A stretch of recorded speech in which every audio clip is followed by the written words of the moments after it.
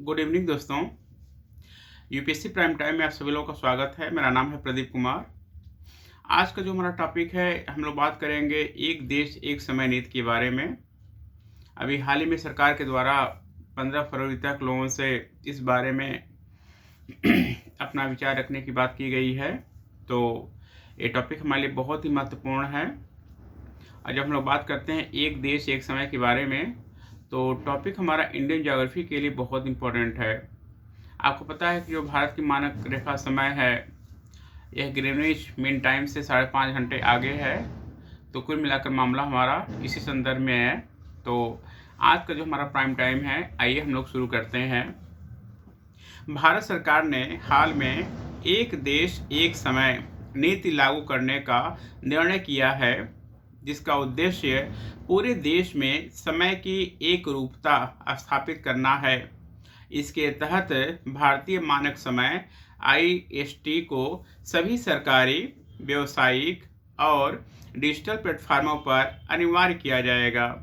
सरकार ने इस प्रस्ताव पर जनता से 14 फरवरी तक सुझाव मांगा है, ताकि इसे लागू करने से पहले सभी पक्षों की राय ली जा सके।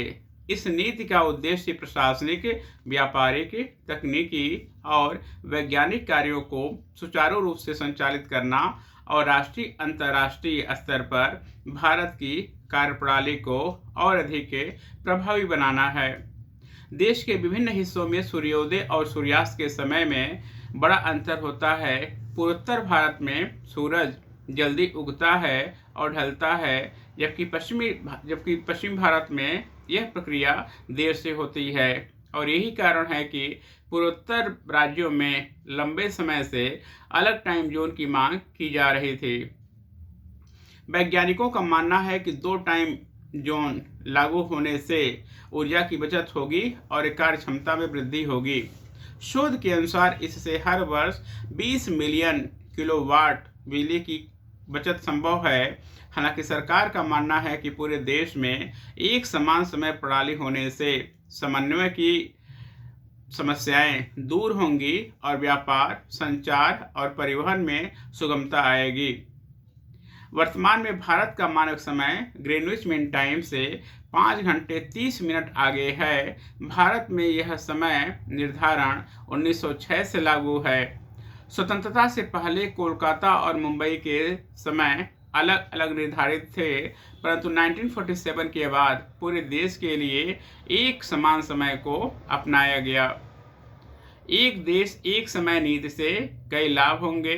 सरकार इस प्रस्ताव के तहत समय सिंक्रोनाइजेशन सिस्टम को भी अनिवार्य कर सकती है, जिससे सभी डिजिटल और सरकारी प्लेटफॉर्म भारतीय मानक समय के अनुसार संचालित होंगे। इससे साइबर सुरक्षा, बैंकिंग, ऑनलाइन लेन देन, दूरसंचार और रक्षा क्षेत्रों में भी सुधार होगा। इस नीति से उद्योग, व्यापार को भी लाभ होगा। इस प्रस्ताव को लेकर पूर्वोत्तर राज्यों में आपत्तियां हैं। उनका तर्क है कि सूर्योदय और सूर्यास्त में भारी अंतर के कारण उनके लिए मौजूदा समय प्रणाली असुविधाजनक है। भारत तकनीकी और आर्थिक रूप से तेजी से आगे बढ़ रहा है और ऐसे में समय की सटीकता सुनिश्चित करना आवश्यक है, खासकर अंतरिक्ष विज्ञान, रक्षा और अनुसंधान क्षेत्रों में। समय की सटीकता का अत्यधिक महत्व होता है। इस नीति से भारत की प्रशासनिक, व्यापारिक और वैज्ञानिक दक्षता में वृद्धि होगी और देश अधिक संगठित और प्रभावी रूप से आगे बढ़ेगा। तो आज के प्राइम टाइम में बस इतना ही। नेक्स्ट अंक में हम लोग फिर दोबारा से मिलते हैं। Thank you.